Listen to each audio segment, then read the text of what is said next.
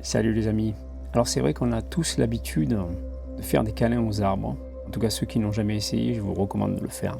J'ai remarqué qu'il y a des positions, c'est-à-dire qu'il faut se mettre derrière l'arbre, l'entourer, lui faire un câlin, l'attraper, l'embrasser.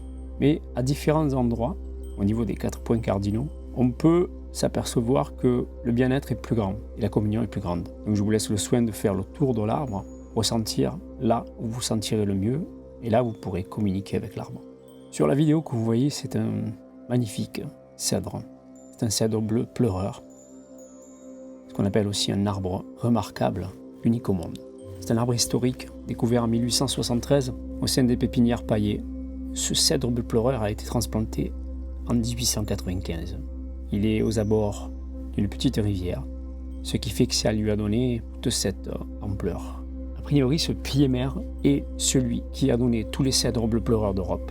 On pense que c'est peut-être la première mutation du cèdre bleu de l'Atlas, qui s'est ensuite multiplié dans les pépinières.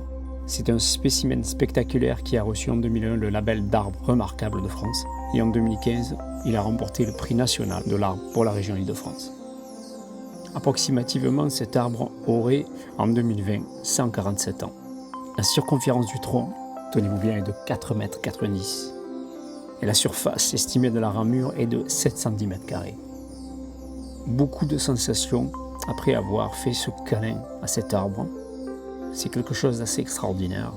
Extraordinaire de toute façon avec tous les arbres. Mais celui-ci est très ancien. Celui-ci a beaucoup vécu. C'était un moment très important pour moi. Je vais, je pense, retourner le voir, parce qu'il n'est pas très loin de chez moi.